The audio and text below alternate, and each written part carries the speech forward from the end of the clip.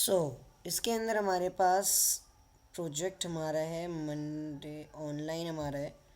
तो मैं online open कर लेता हूँ, जो है कुछ ये वाला। इसको मैंने ओपन कर लिया है। अब मैं क्या करता हूँ, इसको टर्मिनल के अंदर ओपन करके VS कोड के अंदर भी ओपन कर लेता हूँ भाई। कोड स्पेस डॉट, जल्दी से हमारे पास VS कोड के अंदर ओपन हो जाए, देन हम इसके आगे बढ़ते हैं।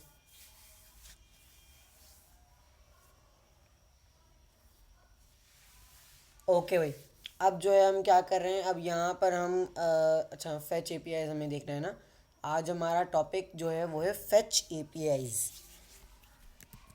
तो सबसे पहले मैं आता हूँ गूगल के अंदर और आप लोगों को बता देता हूँ फेच एपीआईज होती क्या हैं और इसके अंदर हम कर क्या रहे होते हैं बेसिकली। व्हाट इज़ एपीआई, सबसे पहले तो हम ये देखते हैं। एपीआई का मतलब होता है एप्लीकेशन प्रोग्रामिंग इंटरफेस। एपीआई का मतलब क्या होता है?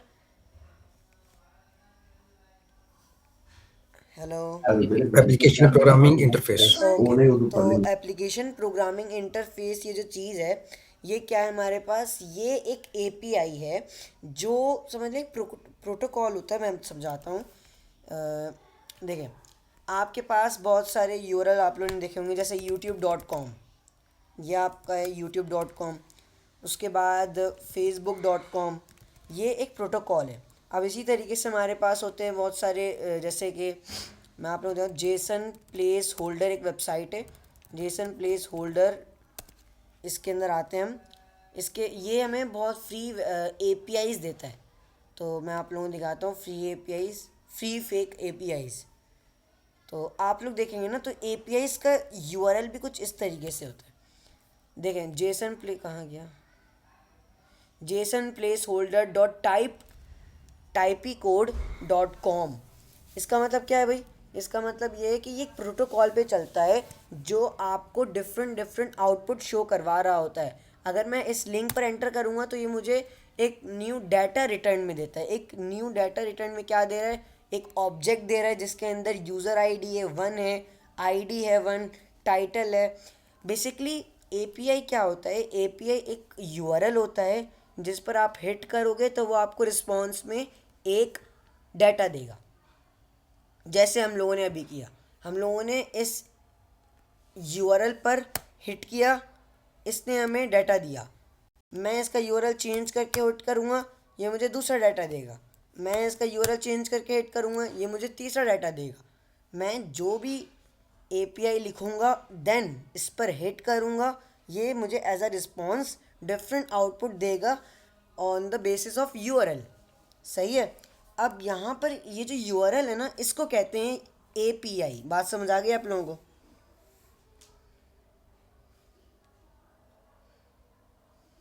एपीआई समझ आ गई? एपीआई क्या होती है?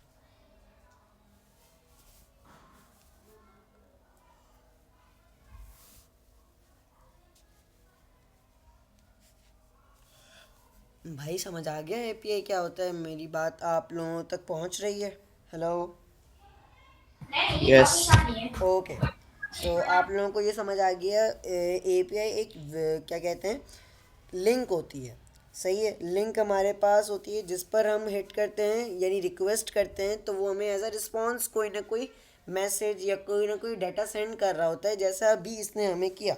जैसे अभी हमारे पास ये एक यू कैन से क्या है, डाटा आ रहा है एक टू डूज़ का। अब इसी तरीके से जेसन प्लेस होल्डर ने बहुत सारी अलग अलग एपीआईज बनाई हुई हैं जिसको हम यूज़ कर सकते हैं। जैसे उन लोगों ने बनाई हुई होगी प्रोडक्ट्स की, अच्छा नहीं प्रोडक्ट्स की नहीं बनाई हुई, यूज़र्स की बनाई हुई होंगी उन लोगों ने।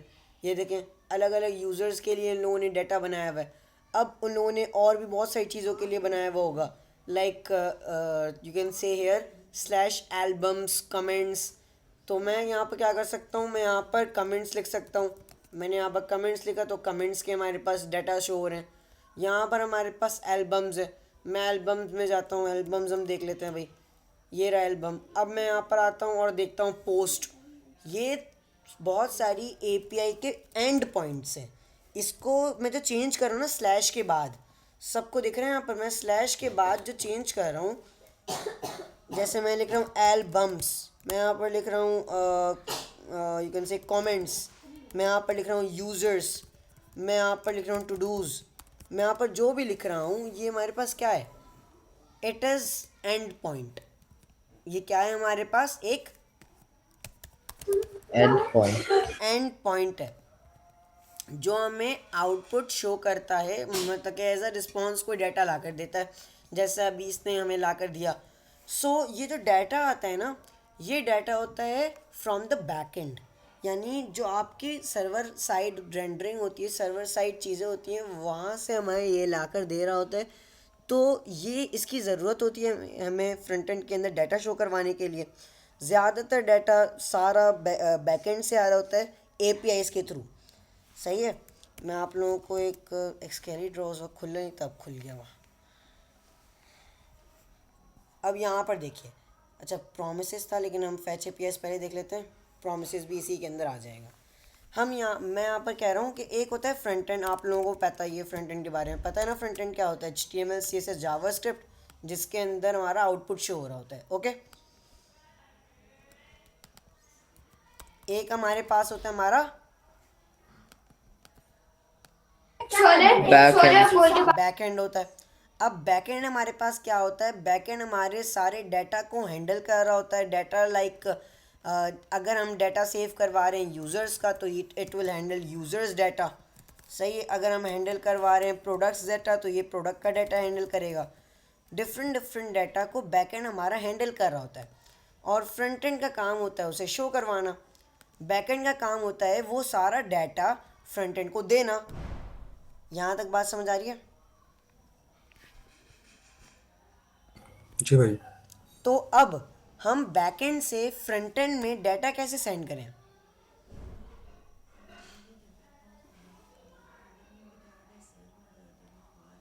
Bye APIs. बाय एपीआईज, बिल्कुल सही। बैकएंड से फ्रंट एंड में डाटा सेंड करने के लिए हम एपीआईज का यूज़ करते हैं। ओके, तो हम क्या करते हैं भाई, बैकएंड से फ्रंट एंड में डाटा भेजने के लिए हम एपीआईज का यूज़ करते हैं। अभी बैकएंड के अंदर एपीआई जैसे बनी हुई है, जेसन प्लेस होल्डर की हम लोगों ने एपीआई देखी टूडूज़ की। अब वो जो टूडूज़ का डाटा बना हुआ था, मैंने उस पर हिट किया तो इस एपीआई, इस यूआरएल ने मुझे पूरा आउटपुट लाकर शो किया। आप लोगों को दिख रहा होगा, आप लोगों को पूरा डाटा मिल रहा है। ये जो पूरा डाटा मिल रहा है ये बैकएंड के थ्रू मिल रहा है। ये बैकएंड में कहीं ना कहीं कोड लिखा हुआ होगा इस डाटा को सेंड करने का, तो ये हमें शो हो रहा है यूजिंग दिस लिंक।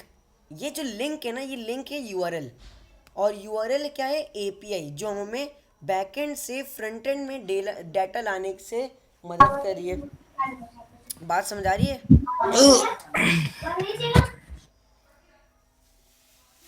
बात समझ आ रही है आप लोगों को? यस। तो इस तरीके से हमारे पास क्या हो रहा है, बैकएंड से फ्रंट एंड में डाटा आ रहा है। बैकएंड से फ्रंट एंड में डाटा आ रहा है एपीआईज के थ्रू, और एपीआईज हैं एक यूआरएल, सिंपल। यहाँ तक बस आप लोगों को समझ रहे हैं। अब हम बढ़ते हैं आगे, इस एपीआई को फ्रंट एंड में कैसे यूज़ करना है। सही है, फ्रंट एंड में कैसे यूज़ करते हैं एपीआईज को। So first of all you will go to your JavaScript.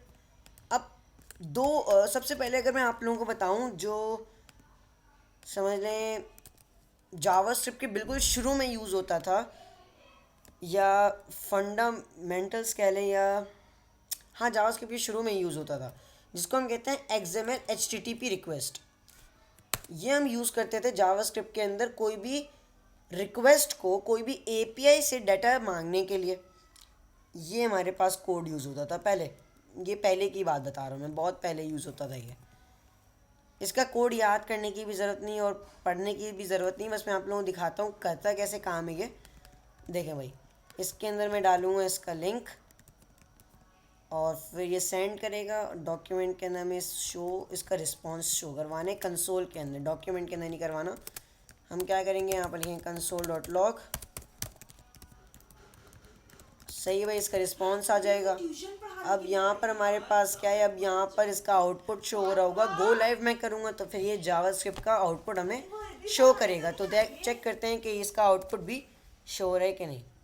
तो देखें भाई, ये हमें जो टू डूज़ का डाटा यहाँ पर मिल रहा था, आप लोग देख रहे होंगे वो हमें कंसोल के अंदर मिल रहा है। सबको दिख रहा है कंसोल के अंदर डाटा?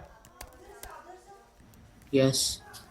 तो इस तरीके से पहले पहले आप समझ लें, यू कैन से, जब जावास्क्रिप्ट बिल्कुल स्टार्ट हुआ था ना, जावास्क्रिप्ट बिल्कुल स्टार्ट हुआ तब ये यूज़ होता था। कितने लाइंस का कोड है? 1 2 3 4 5 6 7 8, 8 लाइंस ऑफ कोड है जो अब तो कोई यूज़ नहीं करता। ये सिर्फ सिंगल लाइन में होता है, एक लाइन के अंदर हम यूज़ करते हैं, और इसको समझना भी बहुत हार्ड था। सही है। तो इस वजह से लोगों ने क्या किया, एक ऐसा तरीका बनाया। बैक एंड में यही चीज़ें यूज़ हो रही हैं, मतलब कि बैक में ना सब एक्सएमएल एचटीटीपी रिक्वेस्ट से ही होता है। आप लोगों को बस ये एक बात समझनी होगी, बैक में डाटा किससे ही आ रहा होता है?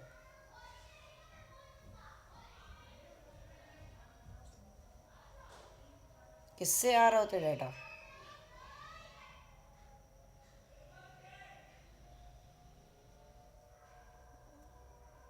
हेलो? Yes. किससे आ रहा होता है डाटा बैक में? X HTTP. XML HTTP X. Yeah. Request. But sir, like where like data is stored in this the XHTTP, right? Yeah. मतलब डाटा स्टोर होता है यहाँ पर, ये पूछ रहे हैं? Yeah. The data stored inside or outside the brackets. नहीं नहीं, डाटा स्टोर नहीं होता है इसके अंदर, ये डाटा लेकर आता है, ये डाटा लेकर आता है। Okay. And do you have to like link this to a different or like you can just कुछ भी लिंक नहीं करना होता, बस आपको यहाँ पर एपीआई यहाँ पर लिखनी होती है। आपको बस जो एपीआई okay. के डाटा लाने हैं वो बस एपीआई लिखनी है आपको। Okay. अच्छा, आप क्या कह रहे हैं? कुछ क्या समझ नहीं आया? आप मुझे बता, 2 मिनट रुक जाते हैं, अजान हो रही है।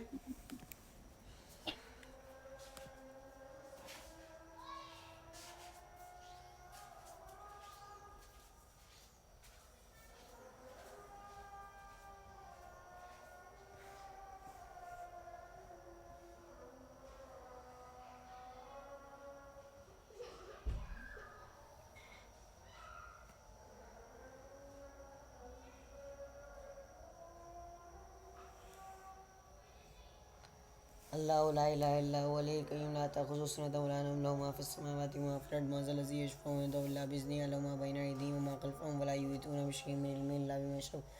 फातिमा बिस्मिल्लाहिर रहमानिर रहीम पढ़ो। आऊज़ु बिल्लाहि मिनश शैतानिर रजीम पढ़ो। पढ़ो तो। अब एक बार सूरत फातिहा पढ़ो।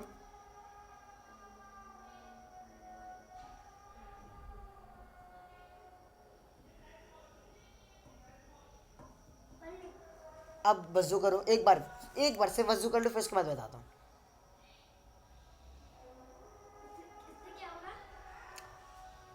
बात ही नहीं सुने, पहले करो तो फिर मैं बताऊँगा।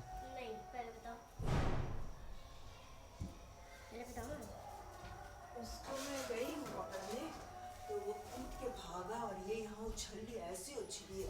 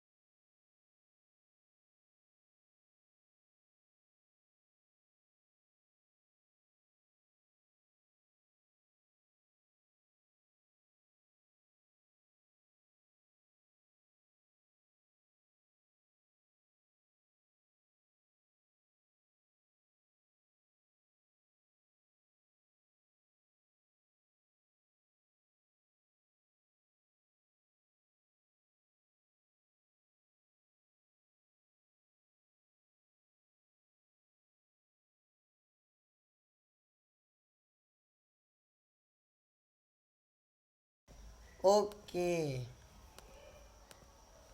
कि भाई अजान हमारे पास एंड हो गई है। मैं यहाँ पर क्या करता हूँ, मैं आप लोगों को ये बता रहा था, क्या समझ नहीं आया। सबसे पहले सैयद नूरजहां आप मुझे लिख के बताएं क्या चीज़ नहीं समझ सर आप। एपीआई क्या है?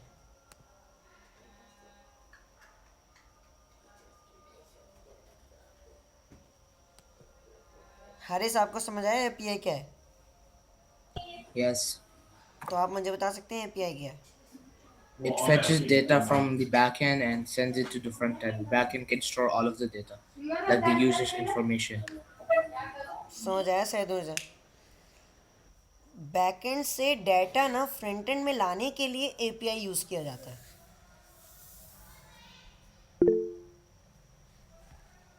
और वो फ्रंट एंड में लाने के लिए हम यूज़ क्या कर रहे होते हैं, XML HTTP request. XML HTTP request, XML HTTP request. तो इस तरीके से हमारे पास क्या है, एक्सएमएल एचटीटीपी रिक्वेस्ट है जिससे डाटा मिलता है फ्रंट एंड के अंदर, but we don't use that. उसके लिए जावास्क्रिप्ट वालों ने कुछ न्यू बनाया। क्या न्यू बनाया? बनाया फेच। न्यू क्या बनाया? फेच। एक फेच एक मेथड है। फेच क्या है? एक मेथड है। क्या है? A method. That is build by JavaScript. ये जावास्क्रिप्ट का यू कैन से ओन मेथड है या कीवर्ड है या फंक्शन है। जावास्क्रिप्ट ने इसे खुद बनाया है। अब इसके अंदर बस आपको क्या करना होता है, आपको बस उस लिंक को देना होता है। मैंने जो लिंक वहाँ पर पेस्ट किया था, बस मैं लिंक यहाँ पर पेस्ट कर दूँगा और मैं फिर क्या करूँगा, इसके अंदर इसका रिस्पॉन्स लेने के लिए हमें क्या करना पड़ता है, लगाना पड़ता है डॉट देन और डॉट कैच। क्या लगाना पड़ता है? Dot then and dot catch. तो डॉट देन डॉट कैच के बारे में बाद में बताता हूँ, लेकिन अभी आप लोग ये समझिए, पहले जो काम 8 लाइंस में हो रहा था वो अब कितनी लाइंस में हो रहा है? 1. 1 लाइन में हो रहा है। मतलब कि अब हमारे पास जो भी डाटा आएगा वो सिंपली इस 1 लाइन की मदद से आएगा। हमें वो जो पहले हम इतनी लाइनों का कोड यूज़ कर रहे थे जिसका बहुत सारा काम था, वो सिर्फ एक वर्ड से हो जा रहा है, फेच से। यानी आप सिर्फ फेच लिखोगे राउंड ब्रैकेट लगाकर, बस आपको क्या लिखना है, आपको यहाँ पर एक यू कैन से लिंक लगाना है, जिस लिंक से भी आपको डाटा चाहिए। इस लिंक से मुझे डाटा चाहिए, मैंने बस यहाँ पर पेस्ट कर दिया। अब मैं क्या करूँगा, अब मैं यहाँ पर लगाऊंगा डॉट देन और dot catch. What is the meaning of dot then और डॉट कैच? डॉट देन और डॉट कैच का मतलब होता है, आप यहाँ पर क्या आ सकता है, आउटपुट के अंदर 2 ही चीज़ आ सकती है ना सिर्फ, या तो सक्सेस होगा आउटपुट या तो फेल होगा आउटपुट। यही दोनों चीज़ें हो सकती हैं आउटपुट के अंदर। जी भाई। बात समझ आ रही है? फर्स्ट होगा सक्सेस या तो सेकंड होगा Fail. सक्सेस। कैसे होगा सक्सेस? ऐसे होगा कि डाटा बैकएंड से आ गया, दैट इज कॉल्ड सक्सेस। अब फेल किस तरीके से होगा? फेल इस तरीके से होगा कि शायद नेटवर्क नहीं चल रहा था, नेटवर्क प्रॉब्लम हो सकता है बैकएंड बंद था, बैकएंड स्टॉप्ड हो, ऐसा हो सकता है डेटाबेस कनेक्ट ना हो, बहुत सारे मसले हो सकते हैं। बहुत सारे मसलों की वजह से ये फेल हो सकता है। हमारे पास जो भी एपीआई चल रही है बहुत सारे मसलों के लिए फेल हो सकता है।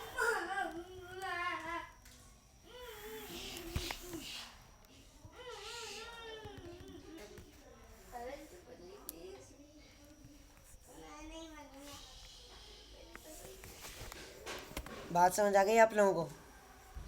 Yes. Can it take data from any website? Yes, लेकिन वो डाटा देना भी तो चाहिए। जैसे जेसन डाटा हर वेबसाइट से नहीं ले सकते, हम एपीआई से ले सकते हैं, वेबसाइट से नहीं, एपीआई से। Okay.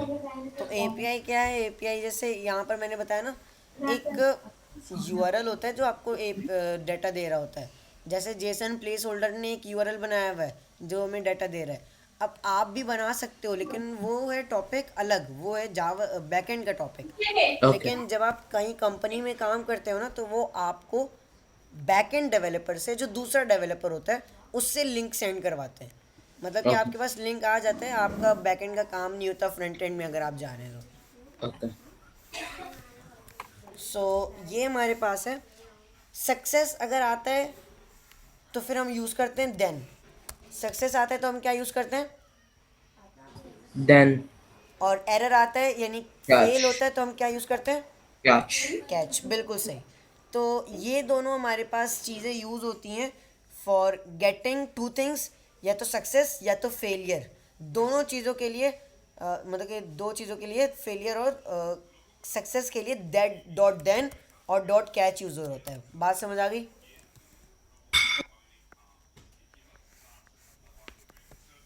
बात समझ आ गई?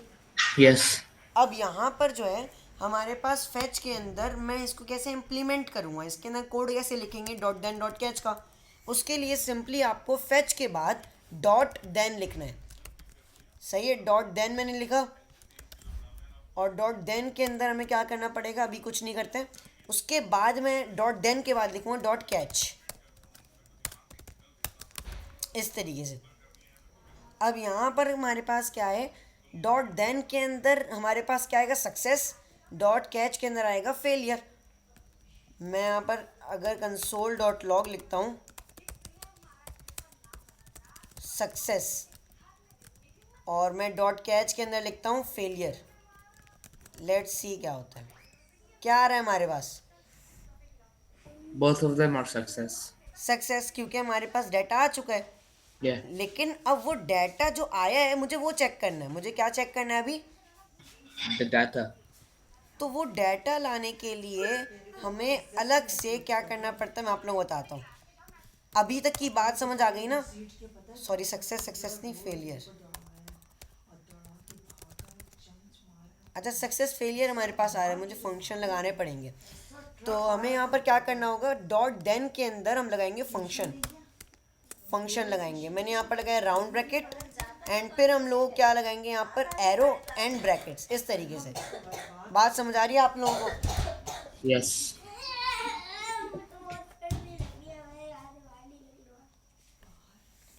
तो यहाँ पर हमारे पास डॉट देन के अंदर आपने एक जो फंक्शन लगाया ना, वो उस वक्त चलेगा जब सक्सेस होगा।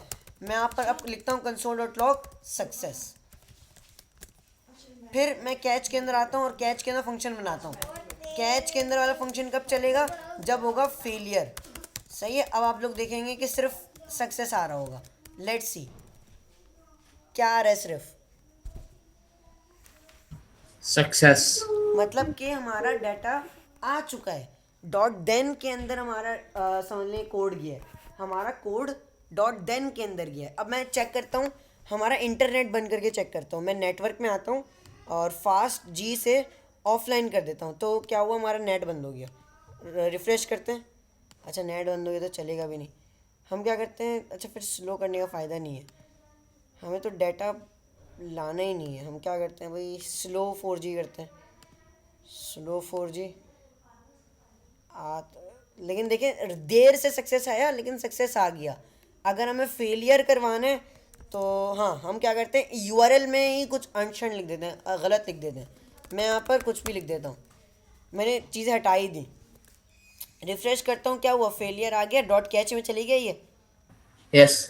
तो आप लोगों को बात समझ आ गई होगी, सक्सेस होगा या तो, Failure. और सक्सेस होगा तो कहाँ जाएगा? Front end. नहीं Yeah, no, it'll go to the back end. Like the back end will fetch नहीं and it'll, नहीं, oh, yeah, then. सक्सेस होगा तो, It'll if success is then, if it's failure it's catch. बिल्कुल सही। सही है, success होगा तो देन में जाएगा, फेलियर होगा तो कैच में जाएगा। ये आप लोगों को बात समझ आ गई। अब हमारे पास सक्सेस होगा तो सक्सेस का डाटा कहाँ से आएगा, फेलियर होगा तो फिर किस बात पे फेल हुआ है वो हमें कैसे पता चलेगा, ये दोनों देखते हैं। अभी सक्सेस करवाते हैं इसको। हो गया, सक्सेस हो गया। नेट को हम अपना नॉर्मल कर देते हैं, जो भी नेट था। स्लो नहीं करते हैं, फास्ट कर देते हैं इसको, ताकि हमारे पास फास्ट चले। रिफ्रेश किया, सक्सेस आ गया।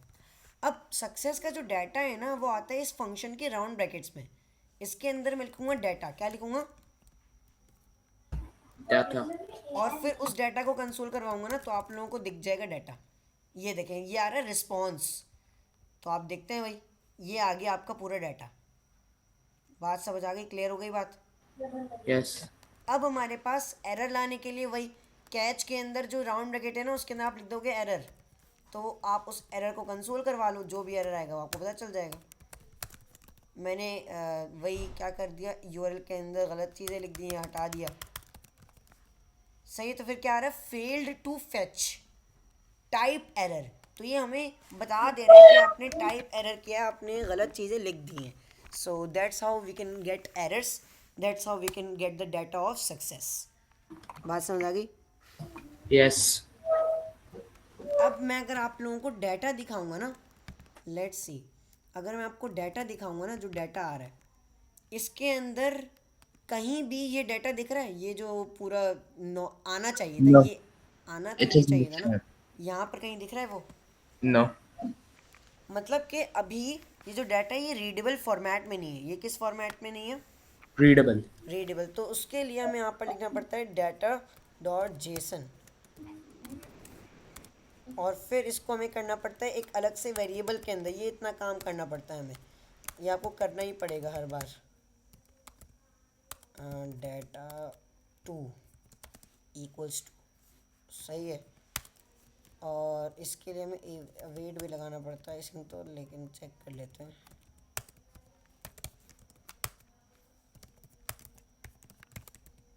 हाँ, वेट लगाना पड़ता है। अच्छा देखें, ये देखें, मैंने इसको डाटा डॉट जेसन लगाया।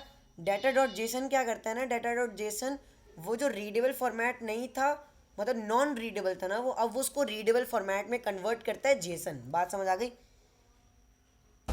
Yes. तो फिर जब जब मैं उसको कन्वर्ट करवा रहा हूँ और फिर मैं डाटा कंसोल करवा रहा हूँ, तो क्या आ रहा है? आप लोग देखें क्या आ रहा है। Promise pending. अब यही हमारा जो था ना नेक्स्ट चैप्टर था, लेकिन अभी मैं थोड़ा सा बता देता हूँ। क्या है प्रॉमिस? प्रॉमिस ये है कि इसने, जेसन ने ना प्रॉमिस किया था हमसे कि आप हमें डाटा देगा, लेकिन वो भी पेंडिंग स्टेट में, वो भी कंप्लीट हुआ नहीं है। उसको कंप्लीट करने के लिए हमें उसके लिए वेट करना पड़ेगा। वेट करने के लिए हम क्या करते हैं, डॉट देन डॉट कैश लगाते हैं, मतलब कि वही सक्सेस या फेलियर में जाएगा। लेकिन प्रॉमिस के ना और भी चीज़ें हैं, वो मैं बताऊंगा नेक्स्ट क्लास के अंदर। सही, डॉट Okay. देन के अंदर वही होगा, आपको क्या करना पड़ेगा, फंक्शन बनाना पड़ेगा, और उसके अंदर आपको डाटा मिलेगा। मैंने इसका नाम रख दिया डाटा 3। फिर कैच भी होगा इसके अंदर अगर एरर आया तो, इसका नाम मैं Data. रखूँगा एरर 2। Okay. और दोनों को मैं कंसोल करवा दूंगा, एरर 2 को मैं कंसोल करवा दूंगा और डाटा 3 को भी कंसोल करवा दूंगा।